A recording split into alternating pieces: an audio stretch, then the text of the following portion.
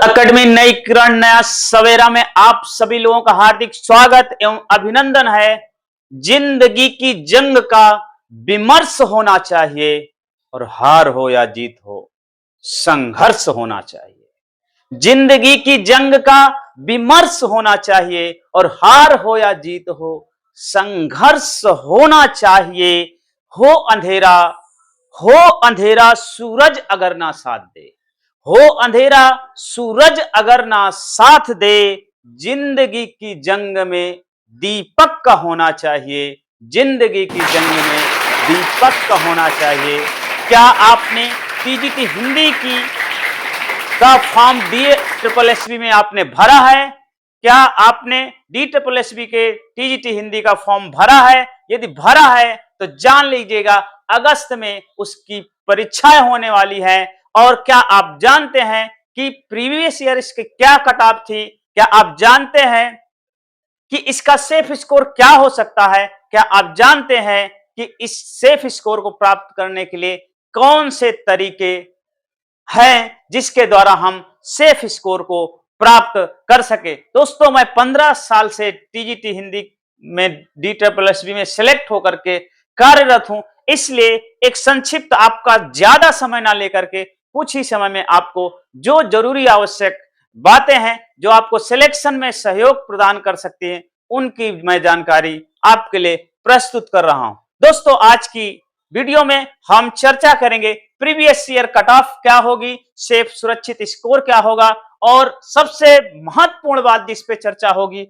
वो है रणनीति क्या होगी, कैसे हम ऐसे सुरक्षित स्कोर को प्राप्त कर सकें जहां से हमारा चयन सुरक्षित हो सके। दोस्तों, प्रीवियस ईयर कट ऑफ की बात करें तो मेल की जो कट ऑफ रही थी यूआर की 115, ईडब्ल्यूएस की 107 और ओबीसी की काफी कम गई थी 77, एससी की 114, एसटी की 110 कट ऑफ रही। फीमेल की कट ऑफ थोड़ा सा ज्यादा रहती है, फीमेल के फॉर्म भी ज्यादा भरे जाते हैं, इसलिए फीमेल की कट ऑफ इस प्रकार है 129 यूआर की कट ऑफ है और ईडब्ल्यूएस की 119, ओबीसी की 121 और एससी की 120 और एसटी की 106 प्रीवियस ईयर की कट ऑफ होगी रही। इस आधार पे आपको अब तक आंकड़ा लग गया होगा कि किस लेवल तक कंपटीशन है और कहां तक हमें मार्क्स लाने चाहिए। ध्यान रहे, एक हम नॉर्मलाइज स्कोर की बात करेंगे, जहां हम उतने मार्क्स यदि हमने प्राप्त कर लिए तो वो हमारी सुरक्षित स्कोर होगा और वहां पर हम लोग हमारा चयन सुनिश्चित होगा। दोस्तों, जो हमारा सेफ स्कोर है इस बात पर निर्भर करता है कि यदि हमारा क्राउड मार्क्स ऊपर हो गया तो सेफ स्कोर और ऊपर जाएगा, क्राउड मार्क्स हमारा नीचे हो गया तो हमारा सेफ स्कोर नीचे डाउन होगा।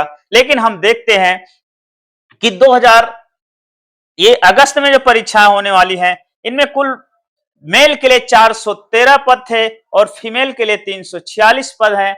ध्यान रखें कि जो सुरक्षित स्कोर है मेल के लिए 115 से 20 में पिछले कई वैकेंसियों में ये ऊपर नीचे कट ऑफ होती रही है। लेकिन यदि मेल हमारा 125 प्लस स्कोर हासिल करता है तो वो काफी अच्छा सुरक्षित जोन में रहेगा। लेकिन आप ये मत मानिएगा कि 125 ही, इसमें मैक्सिमम एफर्ट करने की जरूरत है। अधिकतम और नंबर जितना ला सकते हो उतना लाने का प्रयास करें, मिनिमम इतने तो नंबर लाने हैं। फीमेल की बात करें, फीमेल का थोड़ा कट ऑफ ऊपर रहता है और उसकी वजह क्या है कि जितने दिल्ली गवर्नमेंट में एम्प्लॉय हैं सबके जो लाइफ पार्टनर हैं सब सिलेक्टेड होते हैं, अच्छे घरों से चयन होकर आते हैं। इनमें फॉर्म भी ज्यादा डाला जाता है क्योंकि ये महिलाओं के लिए सुरक्षित प्लेस है और एक शहरी जीवन से आधारित है। यहाँ कहीं बहुत दूर आपको जॉब लोकेशन नहीं होती, इसलिए महिलाएं इसको फर्स्ट प्रायोरिटी पर रखते हैं कि हमारा दिल्ली में शिक्षक पद पर चयन हो जाए। तो दोस्तों, महिलाओं की मेरिट थोड़ी सी ज्यादा रहती है। फीमेल की जो एक्सपेक्टेड है लगभग 135 के आसपास 135 प्लस यदि आपका मार्क्स आप गेन करोगे तो आप सुरक्षित स्कोर में रहोगे। अब बारी आती है कि इसको हम हासिल कैसे करें, प्राप्त कैसे करें। मेल और फीमेल दोनों के लिए समान रणनीति है, इसको बहुत ही गौरपूर्वक सुनने की जरूरत है। यदि इस सेक्शन को आपने स्किप किया तो ध्यान रखिएगा आपके सिलेक्शन में एक बहुत बड़ी बाधा आने वाली है। तो दोस्तों हम बात करते हैं सबसे महत्वपूर्ण भाग की, स्ट्रेटजी क्या होनी चाहिए, क्या करें और क्या ना करें। हम पहले ना करने वाली बातों पे ध्यान रखें। हमको ना क्या चीज करना है। अब इस समय बहुत से ऑनलाइन मैराथन क्लासेस चल रही होंगी, उन पे आप ना भटकें, क्योंकि वो वेस्ट ऑफ टाइम होता है। आपको अपना जितना भी पढ़ रखे हैं उसका मैक्सिमम रिवीजन करें। इस टाइम बहुत से ऐड आएंगे कि आप इस कोर्स को ले लीजिए, इस कोर्स को खरीद लीजिए, उस कोर्स खरीद लीजिए, 20 दिन में आप कंप्लीट कर लीजिए। इन सारी चीजों से आपको बचना है। आपने पहले ग्रेजुएशन स्तर पर जो बुक्स, जो हिंदी साहित्य का इतिहास पढ़ चुके हैं उसी का रिवीजन करिए। जो आपने पहले नेट जेआरएफ की बुक्स ले रखी उसका रिवीजन कर लीजिए। इसके पहले जो आपने टीजीटी या यूपी टीजीटी की तैयारी की हो या अन्य स्टेट टीजीटी पीजीटी की तैयारी आपने की है, उसका जो आपने नोट्स बना रखा है उसका रिवीजन करिए। जितना ज्यादा आप रिवीजन करेंगे वो आपके चांसेस बढ़ जाएंगे। तो इस टाइम किसी भी प्रकार का कोर्स नहीं खरीदना है, किसी भी कोचिंग के बहकावे में नहीं आना है और लाइव मैराथन क्लास से आपको दूर रहना है, नंबर 1। इसके अलावा आप ज्यादा से ज्यादा सोशल साइट से दूर रहें तो अच्छा रहेगा, क्योंकि आपका समय बहुत कीमती है। अब हिंदी के लिए जो सेक्शंस हैं, बेसिकली DSSB का जो टीजीटी हिंदी का जो सेकंड पार्ट है और यूपी टीजीटी का जो एग्जाम है, दोनों में जमीन आसमान का अंतर है। तो दोस्तों यहां थोड़ा सा, यहां की जो डेप्थ है वो ज्यादा नहीं रहती लेकिन समग्र रहती है। यहां के एग्जाम में 3 सेक्शन बहुत महत्वपूर्ण हो जाते हैं। एक तो आपका हिंदी साहित्य का इतिहास, हिंदी साहित्य का इतिहास। दूसरा सेक्शन भाषा विज्ञान का है। इसको आपने पहले पढ़ा होगा तो बहुत अच्छी बात है, नहीं पढ़ा तो एक सिंपल सा ग्रामर व्याकरण पढ़ लेना है। व्याकरण वही पढ़िएगा जो यहां सीबीएसई में 6ठी से लेकर 12वीं क्लास तक जो व्याकरण चल रही है उसको, व्याकरण को विशेष ध्यान रखना है। हिंदी साहित्य का इतिहास और भाषा विज्ञान में जो डीयू में दिल्ली यूनिवर्सिटी का जो ग्रेजुएशन लेवल का जो सिलेबस है उसी पर आधारित होता है। तो हिंदी साहित्य के इतिहास में सामान्य समझ और सामान्य रचनाएं आपको रिवीजन करना है। आदिकाल, भक्तिकाल, रीतकाल, आधुनिक काल, गद्य पद्य का विकास जिस प्रकार हुआ है उसका कंप्लीट अध्ययन करना है और आधुनिक काल में जो विभिन्न गद्य विधाएं हैं उनका अच्छे से अध्ययन कर लेना है। व्याकरण एक इंपॉर्टेंट सेक्शन है। इसमें भाषा विज्ञान आपने पहले पढ़ रखा है तो बहुत अच्छी बात है, आधा व्याकरण उसमें कवर हो जाएगा। नहीं पढ़ रखा है तो आप सामान्य जैसे संज्ञा, सर्वनाम, क्रिया, विशेषण, अव्यय, इनके बारे में बारीकी से अध्ययन कर लेंगे। संधि का, समास, अलंकार, ये जो 6ठी से लेकर 12वीं क्लास तक के सिलेबस में जो उपसर्ग, प्रत्यय, इन सबको अच्छे से आप तैयार कर लेंगे तो आपका व्याकरण पोर्शन अच्छे से कंप्लीट हो जाएगा। ध्यान रखना है दोस्तों, इस एग्जाम में मेहनत से ज्यादा स्मार्ट मेहनत का महत्व ज्यादा है।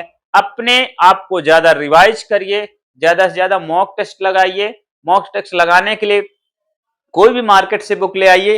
देखो वो उनसे क्वेश्चन तो नहीं फंसेंगे जो मॉक टेस्ट है, लेकिन आप मॉक टेस्ट जब दोगे तो आपको आपकी हैबिट डेवलप होगी, प्रश्नों को टैकल करने के तरीके डेवलप होंगे और उससे आपका कॉन्फिडेंस लेवल भी बूस्ट होगा।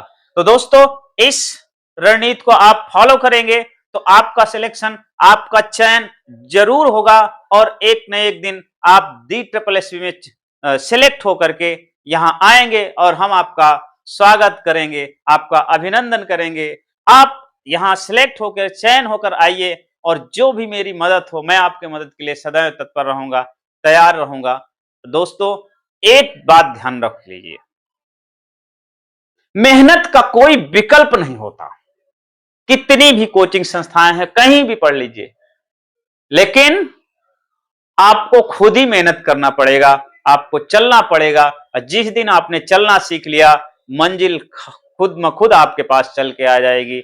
और वो दिन दूर नहीं जब आप एक ऐसे प्रतिष्ठित पद पर आसीन होंगे जिसे शिक्षक कहा जाता है। और शिक्षक अपने देश और अपने समाज को एक नई दिशा देता है, और वो दिशा का काम आपको करना है। दिशा देने का काम, आप उस दिशा देने के लिए तैयार हो जाइए। बहुत बहुत धन्यवाद। मिलते हैं नेक्स्ट वीडियो में। तब तक के लिए जय हिंद, जय भारत। दोस्तों, एक बात कमेंट करना ना भूलिए, आपको ये वीडियो कैसा लगा और आपको क्या जानकारी चाहिए, मुझसे क्या मदद चाहिए, आप कमेंट बॉक्स में कमेंट लिखना ना भूलें। धन्यवाद, बहुत बहुत धन्यवाद।